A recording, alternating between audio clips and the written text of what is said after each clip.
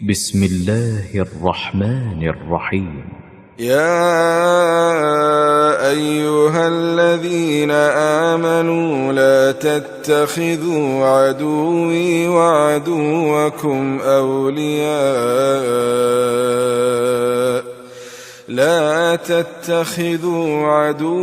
وعدوكم أولياء تلقون إليهم بالمودة وقد كفروا بما جاءكم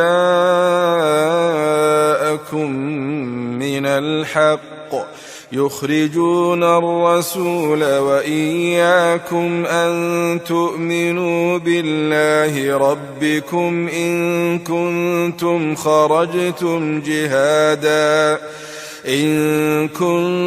خرجتم جهادا في سبيلي وابتغاء مرضاتي تسرون إليهم بالمودة وأنا أعلم بما أخفيتم وما أعلنتم ومن يفعله منكم فقد ضل سواء السبيل। शुरू अल्लाह का नाम लेकर जो बड़ा मेहरबान निहायत रहम वाला है। मोमिनो, अगर तुम मेरी राह में लड़ने और मेरी खुशनूदी तलब करने के लिए मक्के से निकले हो तो मेरे और अपने दुश्मनों को दोस्त न बनाओ।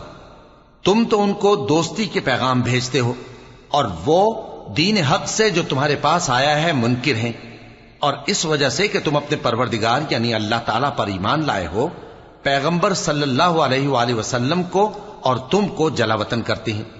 तुम उनकी तरफ पोशीदा पोशीदा दोस्ती के पैगाम भेजते हो, और जो कुछ तुम मख्फी तौर पर और जो अलल ऐलान करते हो वो मुझे मालूम है, और जो कोई तुम में से ऐसा करेगा वो सीधे रास्ते से भटक गया। इन यस्क़फ़ूकुम यकूनु लकुम अअदाअ वयबसुतू इलैकुम ऐदियहुम वअल्सिनतहुम बिस्सूअ ववद्दू लौ तकफुरून। لن تنفعكم أرحامكم ولا أولادكم يوم القيامة يفصل بينكم والله بما تعملون بصير। अगर ये काफिर तुम पर कुदरत पालें तो तुम्हारे दुश्मन हो जाएं और ईजा के लिए तुम पर हाथ भी चलाएं और जबानें भी, और ये चाहते हैं कि तुम किसी तरह काफिर हो जाओ। कयामत के दिन न तुम्हारे रिश्ते नाते काम आएंगे और न औलाद। उस रोज वही तुम में फैसला करेगा, और जो कुछ तुम करते हो अल्लाह उसको देखता है। قد كانت لكم أسوة حسنة في إبراهيم والذين معه إذ قالوا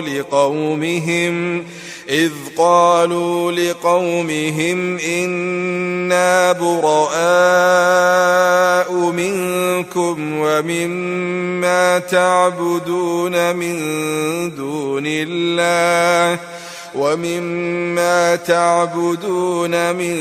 دون الله كفرنا بكم وبدا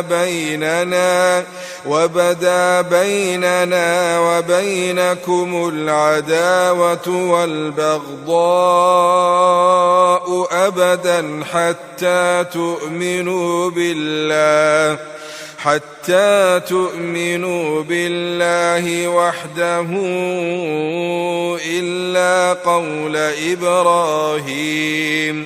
إلا قول إبراهيم لأبيه لأستغفرن لك وما أملك لك من الله من شيء ربنا عليك توكلنا وإليك أنبنا وإليك المصير ربنا لا تجعلنا فتنة للذين كفروا واغفر لنا ربنا إنك أنت العزيز الحكيم। मुसलमानों, तुम्हें इब्राहीम और उनके रुफका की नेक सीरत को अपनाना जरूरी है। जब उन्होंने अपनी कौम के लोगों से कहा कि हम तुमसे और उन बुतों से जिनको तुम अल्लाह के सिवा पूजते हो बेताल्लुक हैं, हम तुम्हारे माबूदों के कभी कायल नहीं हो सकते, और जब तक तुम एक अल्लाह पर ईमान न लाओ हम में तुम में हमेशा खुल्लम खुल्ला अदावत और दुश्मनी रहेगी। हां, इब्राहीम ने अपने बाप से यह जरूर कहा था कि मैं आपके लिए मगफिरत मांगूंगा और मैं अल्लाह के सामने आपके बारे में किसी चीज का कुछ इख्तियार नहीं रखता। ऐ हमारे परवरदिगार, तुझी पर हमारा भरोसा है और तेरी ही तरफ हम रुजू करते हैं और तेरे ही हुजूर में हमें लौट कर आना है। ऐ हमारे परवरदिगार, हमको काफिरों के जरिए फितने में न डालना, और ऐ हमारे परवरदिगार हमें मुआफ फरमा, बेशक तू गालिब है, हिकमत वाला है। लक़द कान लकुम फ़ीहिम उस्वतुन हसनतुन लिमन कान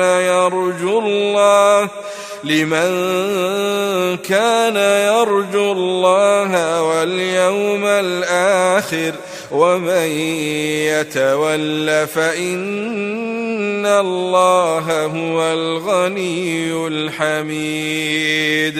عسى الله أن يجعل بينكم وبين الذين عاديتم منهم مودة والله قدير والله غفور رحيم। तुम मुसलमानों को, यानी जो कोई अल्लाह के सामने जाने और रोजे आखिरत के आने की उम्मीद रखता हो, उसे उन लोगों की नेक सीरत अपनानी चाहिए, और जो रूगर्दानी करे तो अल्लाह भी बेनियाज है, लायक हम्दो सना है। अजब नहीं कि अल्लाह तुम में और उन लोगों में जिनसे तुम दुश्मनी रखते हो दोस्ती पैदा कर दे, और अल्लाह कादिर है और अल्लाह बख्शने वाला है, मेहरबान है। لا ينهاكم الله عن الذين لم يقاتلوكم في الدين ولم يخرجوكم من دياركم أن تبروهم وتقسطوا إليهم إن الله يحب المقسطين। إنما ينهاكم الله عن الذين قاتلوكم في الدين وأخرجوكم من دياركم وظاهروا على إخراجكم أن تولوهم ومن يتولهم فأولئك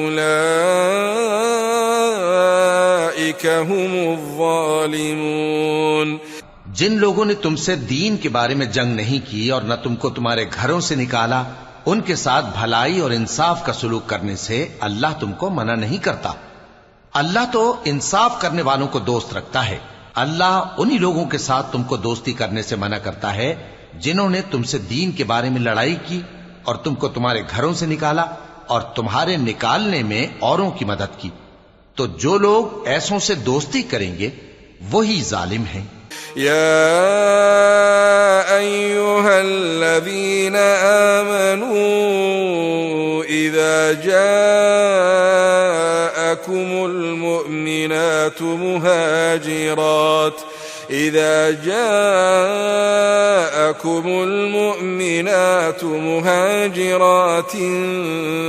फम्तहिनूहुन अल्लाहु अअलमु बिईमानिहिन فإن علمتموهن مؤمنات فلا ترجعوهن إلى الكفار لا هن حل لهم ولا هم يحلون لهن وآتوهم ما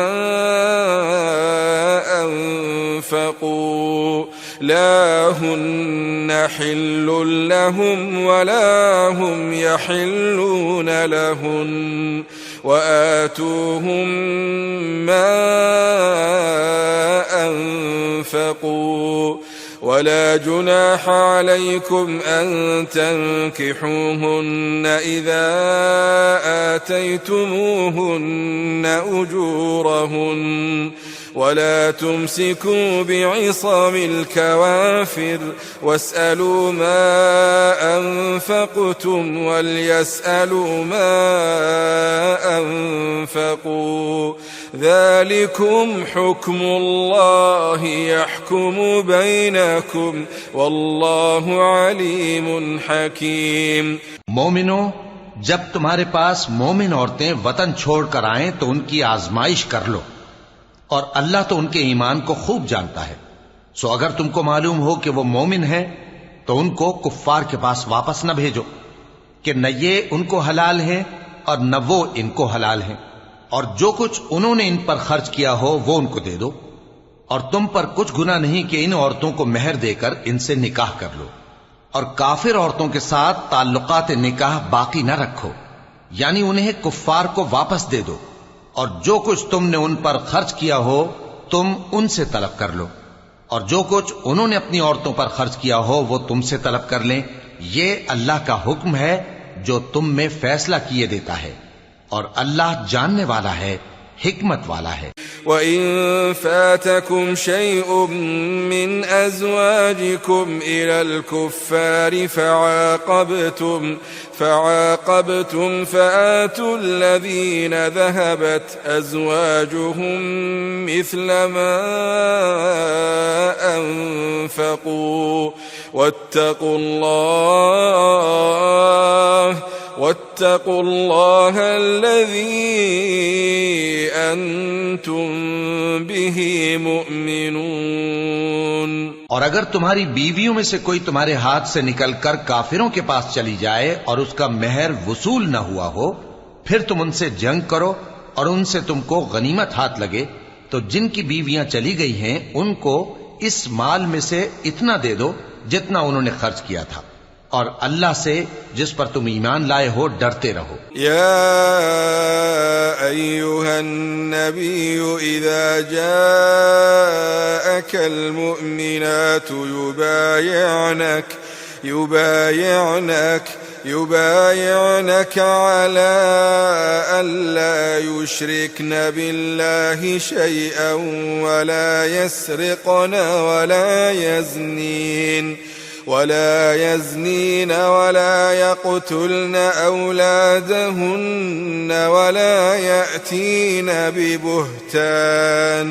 ولا يأتين ببهتان يفترينه بين أيديهن وأرجلهن ولا يعصينك في معروف فبايعهن واستغفر لهن الله إن الله غفور رحيم। ऐ पैगंबर सल्लल्लाहु अलैहि वसल्लम, जब तुम्हारे पास मोमिन औरतें इस बात पर बयात करने को आएं कि न तो अल्लाह के साथ शिर्क करेंगी, न चोरी करेंगी, न बदकारी करेंगी, न अपनी औलाद को कत्ल करेंगी, न अपने हाथ पांव के दरमियान कोई बोहतान बांध लाएंगी, और न नेक कामों में तुम्हारी नाफरमानी करेंगी, तो उनसे बैत ले लो और उनके लिए अल्लाह से बख्शिश मांगो। बेशक अल्लाह बख्शने वाला है, मेहरबान है। या अय्युहल्लज़ीना आमनू ला ततवल्लव कौमन ग़ज़िबल्लाहु अलैहिम क़द यइसू मिनल आखिरति कमा यइसल कुफ्फारु मिन अस्हाबिल क़ुबूर। मोमिनो, उन लोगों से जिन पर अल्लाह गुस्से हुआ है दोस्ती न करो, क्योंकि जिस तरह काफिरों को मुर्दों के जी उठने की उम्मीद नहीं, इसी तरह इन लोगों को भी आखिरत के आने की उम्मीद नहीं। सदक़ल्लाहुल अलीयुल अज़ीम।